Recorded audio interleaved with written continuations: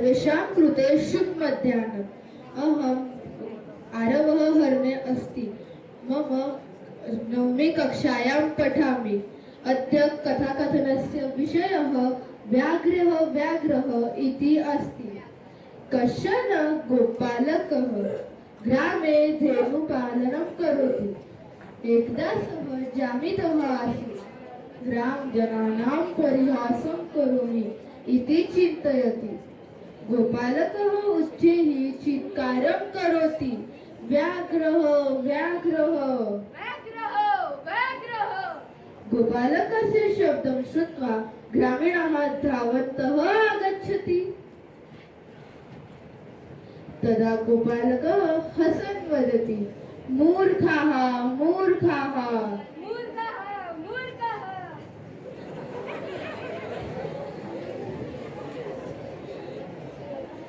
अनन्तरं कदाचित् गोपालकः पुनः उच्चैः चित्कारं करोति, व्याघ्रः व्याघ्रः। ग्रामीणाः आगच्छति। पुनः गोपालकः हसन् वदति, मूर्खाः मूर्खाः।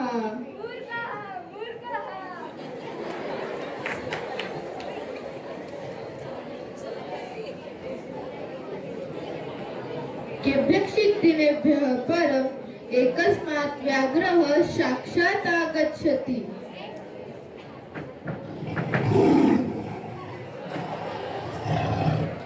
धेनूनाम् उपरि आक्रमणं करोति।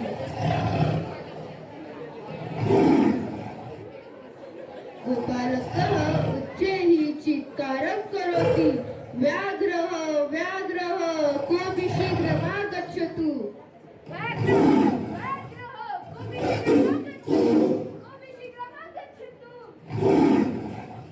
परन्तु कोऽपि न आगच्छति। गोपालकः मरणं प्राप्नुवन्ति।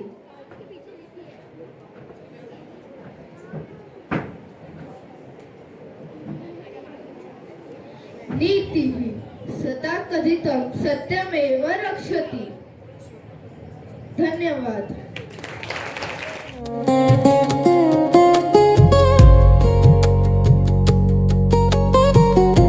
सुधांशु बोकडे आसीत्। अहं नवमी कक्षः सी वर्गेण पठामि। मम प्रेरणादायिनी कथानां मूर्खवानरः तथा राजा आसीत्। एकदा कश्चन राजा आसीत्। तस्य एकः प्रियः वानरः आसीत्। सः वानरः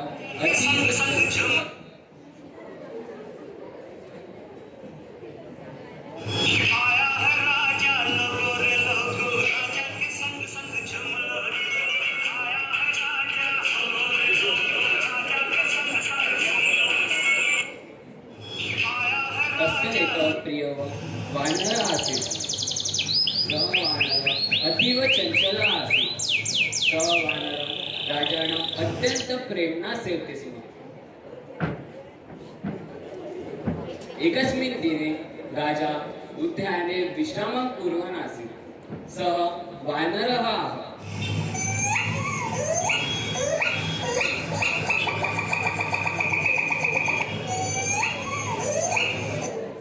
हे वानर, अहं किञ्चित् कालं निद्रां करिष्यामि, त्वं मम रक्षणं कुरु।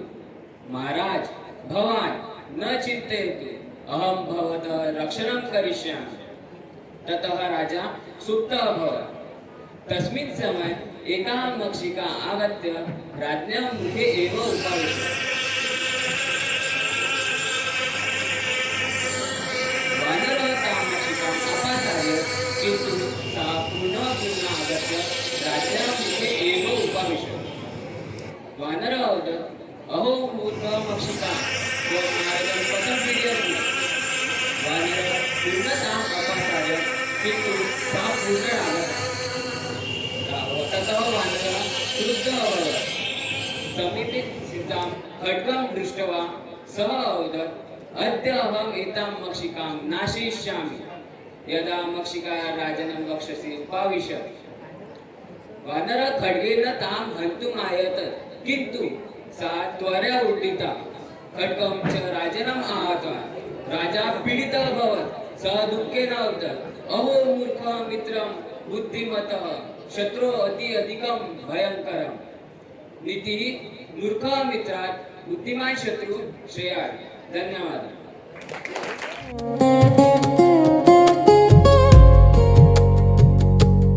मम नाम काव्या मांडवकर अहं नवमी ब कक्षायाः विद्यार्थिनी अस्मि अद्य अहं बुद्धि बलम् इति कथं प्रस्तुतं करिष्यामि एकस्मिन् वने एकः सिंहः वसति स्म सः अतीव बलवान् आसीत् सः प्रतिदिनम् एकपशुं मारयति स्म अतः सर्वे पशवः तस्मात् भयभीताः आसन्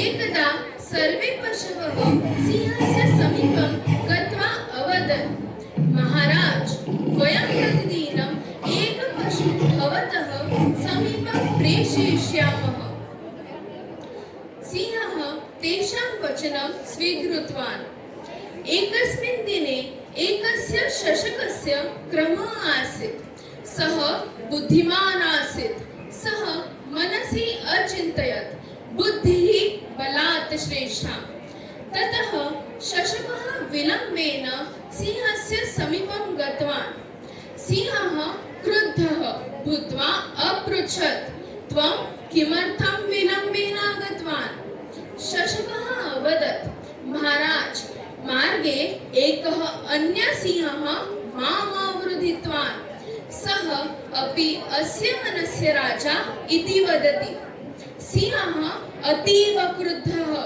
अभवत् सः अवदत् मां तस्य समीपं नय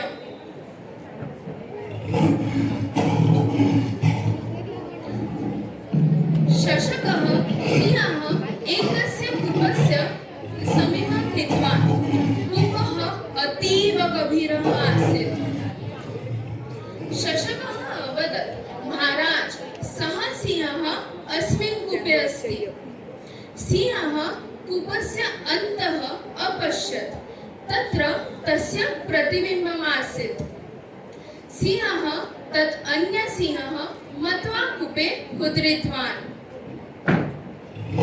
शशकः प्रसङ्गः भूत्वा वनं प्रति गच्छत् सर्वे पशवः तस्य बुद्धिमतायां प्रशंसां कृतवन्तः नीति संकटे धैर्य बुद्धिः च मनुष्यस्य महान अस्त्रं भवतः अर्थ संकटाच्या वेळी धैर्य बुद्धी हे मनुष्याचे सर्वात मोठे शस्त्र असतात धन्यवाद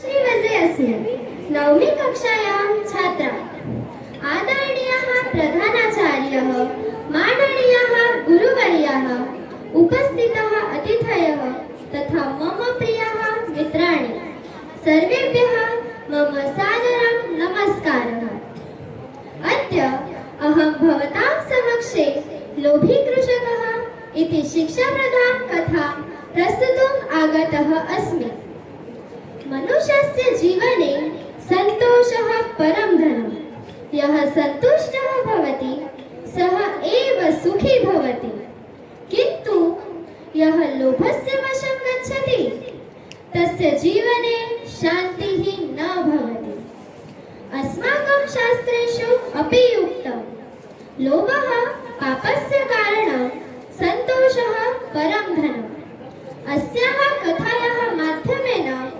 वयं ज्ञास्यामः यत् लोभस्य परिणामः कियतः भयङ्करः भवति एकस्मिन् सुन्दरग्रामे एकः कृषकः निवसति स्म सः परिश्रमी आसीत् प्रतिदिनं प्रातःकाले उत्थाय स्वक्षेत्रे कृषिकार्यं करोति स्म तस्य पत्नी अपि तस्य साहाय्यं करोति स्म यद्यपि तयोः जीवनं साधारणमासीत् तथापि तौ सुखेन जीवनं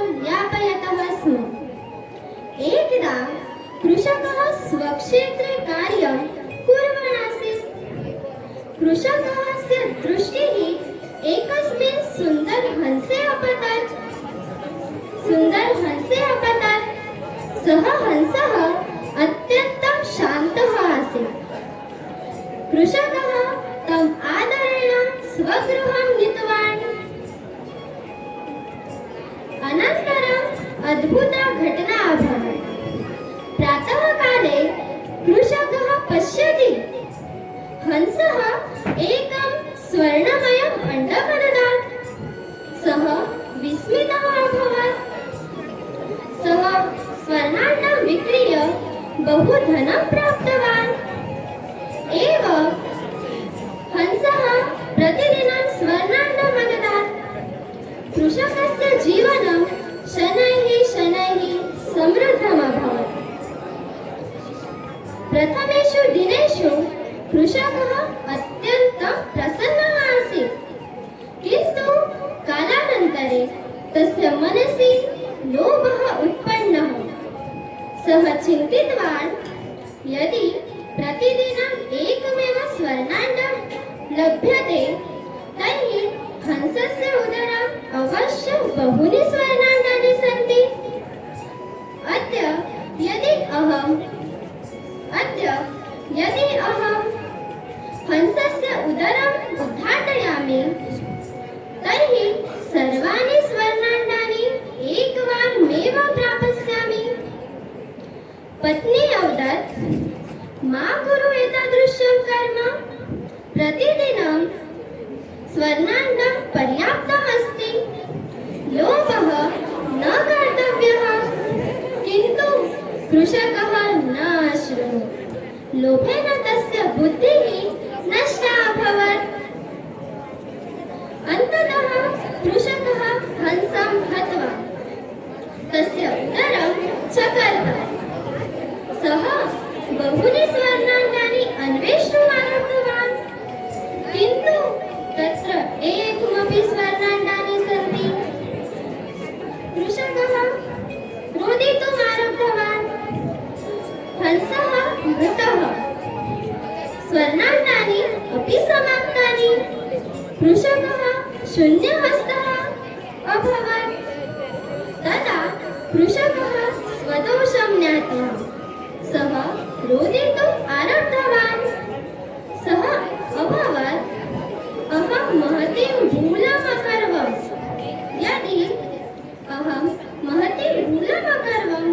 यदि अहं लोभं न कृतवान् अभविष्यत् तर्हि प्रतिदिनं स्वर्णाण्डं लभेयम्। किन्तु समयः गतः। मित्राणि, अस्याः कथायाः महान् उपदेशः अस्ति। लोभः मनुष्यस्य विवेकं हरति। लोभात् निर्णयाः दोषपूर्णाः भवन्ति। लोभेन मित्राणि नश्यन्ति। लोभेन परिवारः दुःखितः भवति। लोभेन समाजे अपकीर्तिः भवति। अतः सर्वदा सन्तोषः एव श्रेष्ठः। अस्माभिः परिश्रमः करणीयः, किन्तु लोभः न करणीयः। धन्यवादः।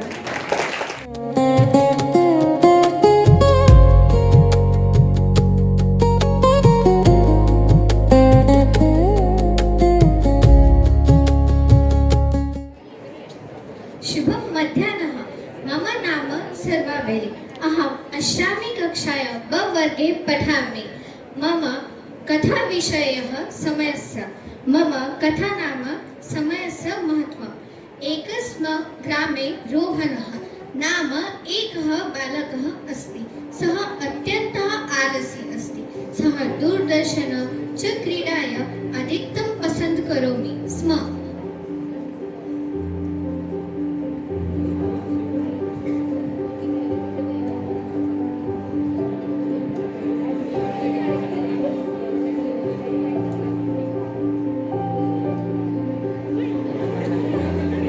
तस्य माता बहुवार कथयति, वास्तव समयः अतिमूल्यवानः। गतः समयः पुनः न आगच्छति।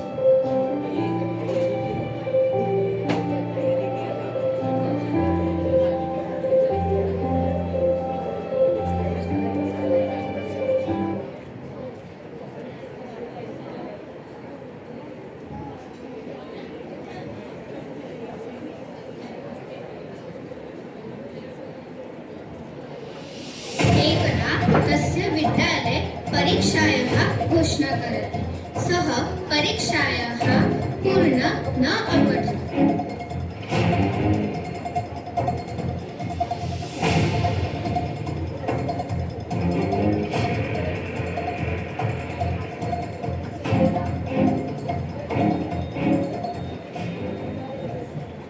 सः चिन्तन्तः अभवत् सः रात्रौ बहु पठितवान् किन्तु पर्याप्तसमये न आसति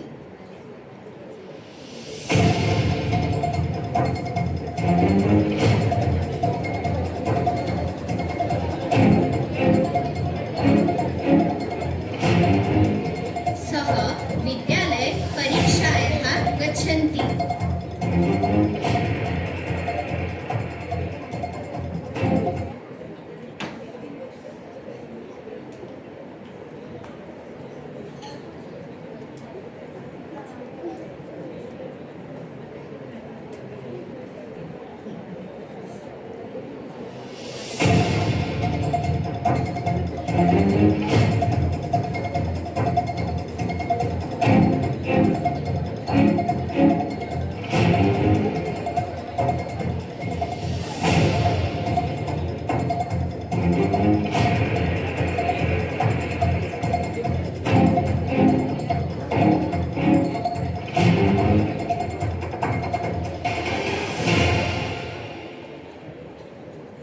अग्रिमदिने परीक्षायाः परिणामः आगतः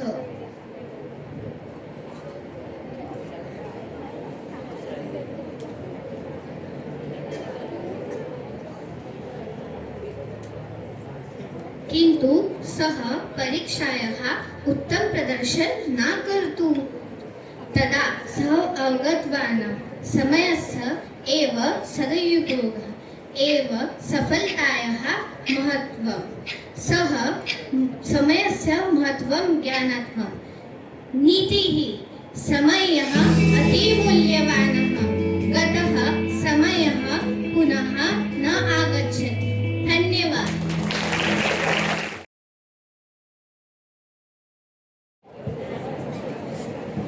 मम नाम देवांशी मीरे अस्ति अहम् अष्टमी कक्षायाम् ए वर्गे पठामि अहम् अद्य नेहरूसदनस्य प्रतिनिधित्वं करोमि सुधाचन्द्रन्नस्याः प्रेरणादायिनी कथा सुधाचन्द्रन्नः भारतस्य प्रसिद्धनर्तकी आसीत् सा बाल्यकालात् एव नृत्ये अत्यन्तं रुचिं धारयति स्म सा प्रतिदिनं नृत्याभ्यासं करोति स्म तथा च महानर्तकी भवितुम् इच्छति स्म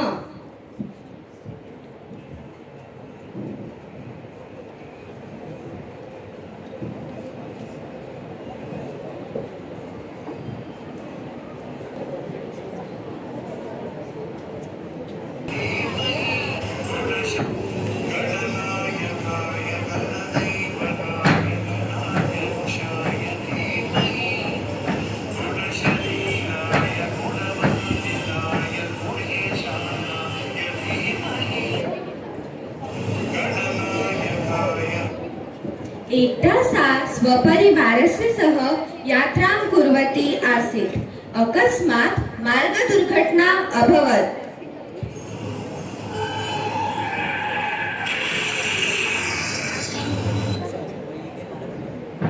तस्याः पादः गम्भीरतया आहतः अभवत् तां चिकित्सालयं नीतवन्तः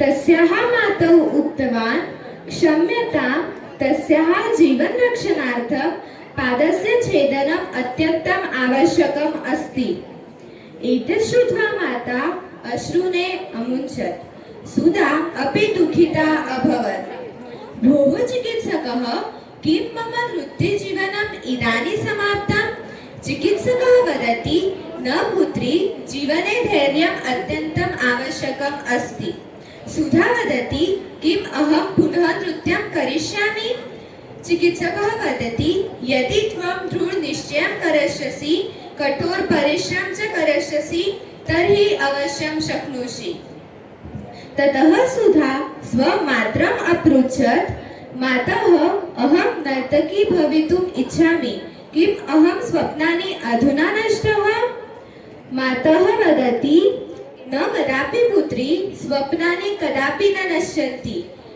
दृढसङ्कल्पेन सर्वं साध्यते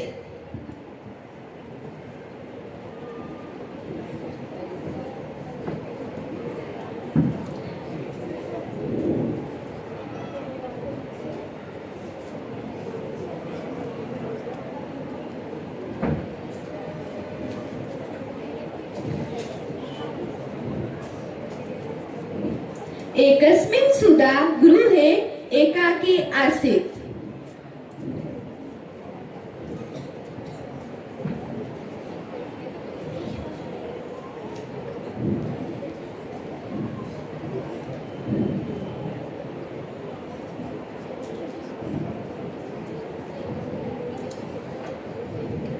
वयं सर्वदा तव साहाय्यं करिष्यावः त्वं केवलं धैर्यं धारयः ततः सुधा दृढतया अवदत् अहं कदापि पराजयं न स्वीकरोमि मम एकः पादः नास्ति परन्तु मम साहसं मम परिश्रमः मम आत्मविश्वासः च अद्यापि अस्ति अहं पुनः नृत्यं करिष्यामि अहं मम सत्यं करिष्यामि ततः सुधायाः माता तां कृत्रिमपादस्य कृते जयपुरं नीतवती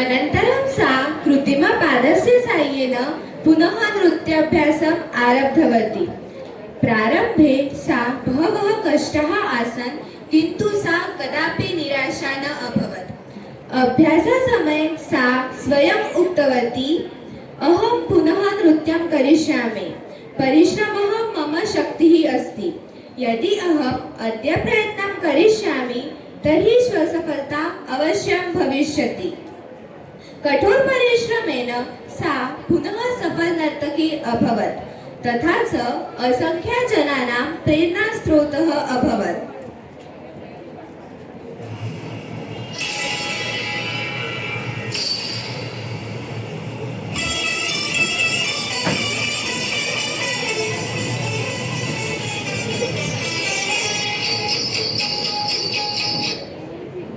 अस्याः जीवनकथा अस्मान् शिक्षयति यत् धैर्येण आत्मविश्वासेन तथा परिश्रमेण सर्वाः बाधाः अतिक्रमितुं शक्यन्ते उद्यमेन हि सिद्धन्ति कार्याणि न मनो धन्यवादः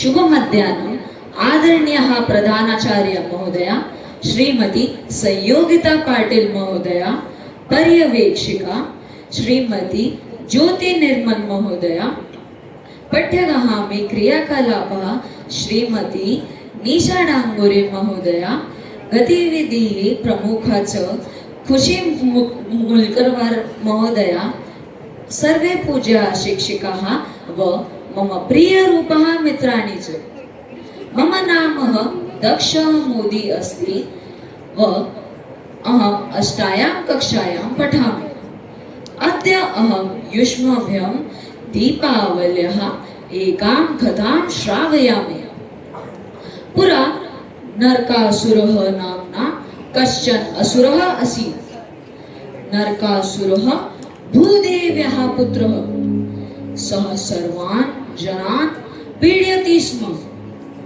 नरकासुरः देवान् मारितुम् इष्टवान्।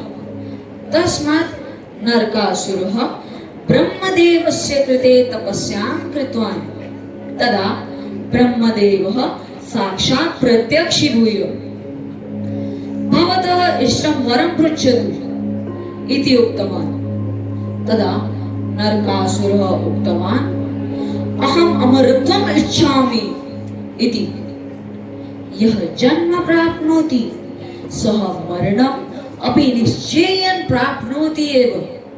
अहम् एतत् वरं प्रदातुं न शक्नोमि, अन्यत् वरं पृच्छतु इति ब्रह्मदेवः उक्तवान्।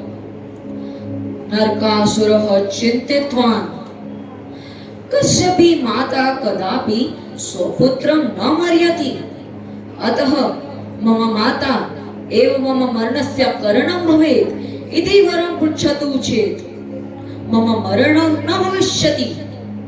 तथा चिन्तयन् सः असुरः तथैव वरं ब्रह्मदेवः पृष्टवान्। ब्रह्म अपि तथास्तु इति उक्तवान् निर्गतः। तस्य मरणं यदा कदापि न भविष्यति इति विश्वब्दः सः असुरः इन्द्रलोकं गत्वा सर्वान् देवान् मारितुम् आरब्धवान्।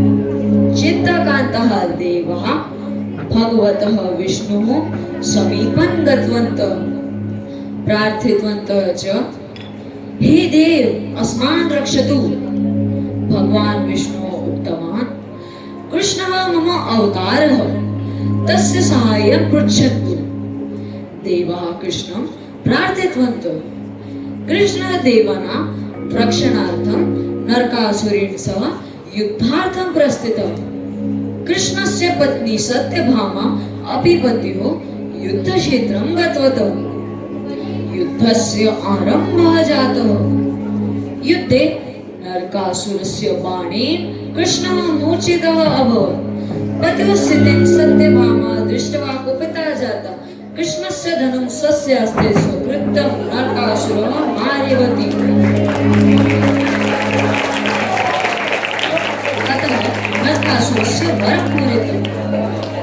भूदेव सत्यभामा भूदेव्याः अवतारस्वरूपः आसीत्। किञ्चित् कालानन्तरं कृष्णः उत्थाय सत्यभामाम् उक्तवान्, एषः असुरः भवत्याः पुत्रः। तत् ज्ञात्वा सत्यभामा रुदिवती। कृष्णः तस्याः वेदनाम् अवगम्य, एतत् दिनं नरकचतुर्दशी धृति सर्वे आचरिष्यन्ति इति सान्त्वना कृतवान्। अग्रिमे दिने कृष्णः सत्यभामा च पुनः स्वदेशं प्राप्तवन्तः। तस्मिन् दिने सर्वे जनाः दीपान् प्रज्वाल्य दीपावलिः शुभदिनम् आचरितवन्तः। अद्य पर्यन्तं कुर्वन्तः सन्ति। नीतिः, अभ्युत्थाने सत्यपि अधर्मस्य पराजयः निश्चितः। धन्यवादः।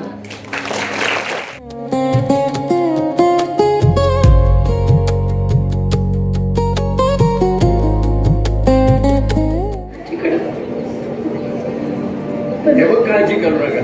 दक्ष भटः उक्तवान्, ऐका ना,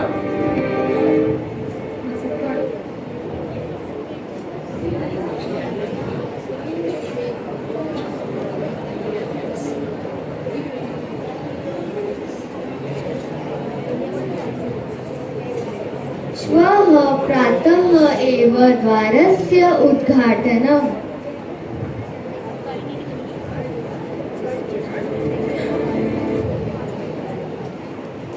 हीरा दिग्भ्रान्ता जाता, मम पुत्रः एकाकी गृहे।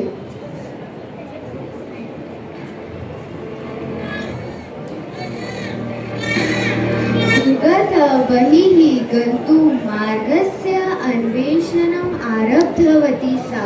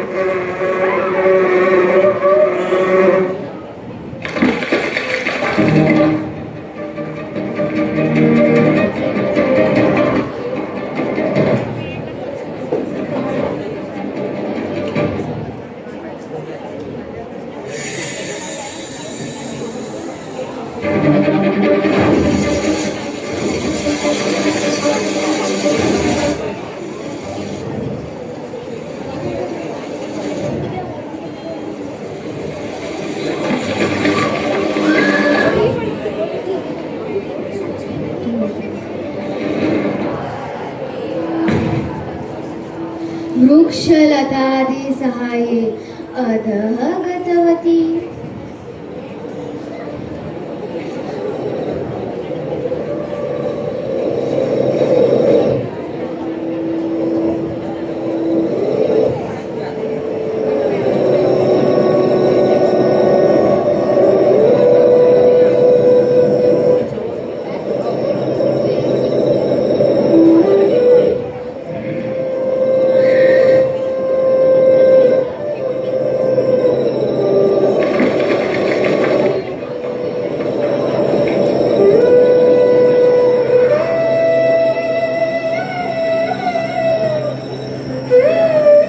अनन्तरं कुल्यं तीर्त्वा गृहं प्राप्तवती।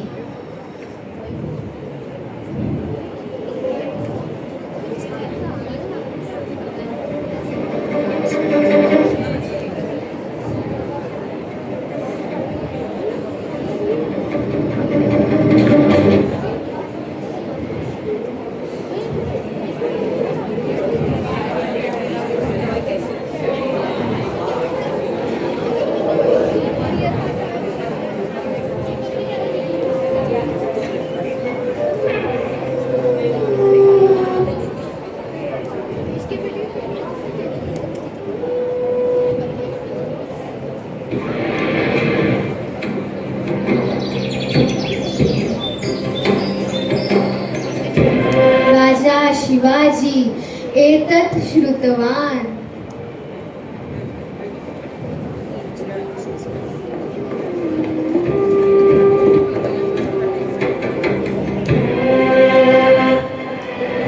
हीरा पुत्रस्य निमित्तं महासाहसं कृतवती इति अवगतवान्।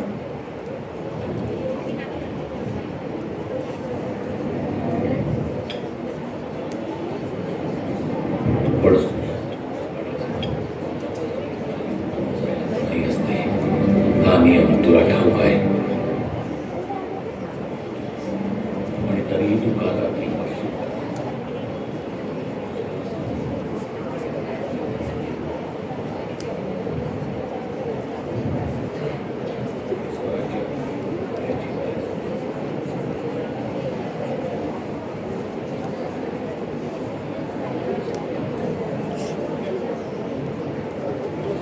राजा शिवाजी तत् मार्गं हीरकणिकर नामं उक्तवान्।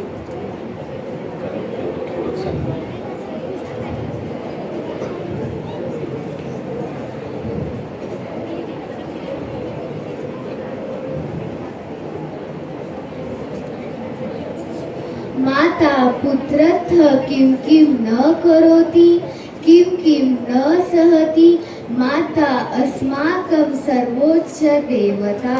धन्यवाद। शुभ मध्याह्नं। मम नव्यापाली अहं नवमी कक्षा छात्रा अस्मि। अहम् अद्य कथोपकथनं कार्यक्रमस्य समाप्तिहेतु अत्र उपस्थिता अस्मि। Before starting my vote of thanks, I wanted to share some information about Sanskrit language. Sanskrit is the ancient root language of India, praised for its perfect grammar and scientific structure.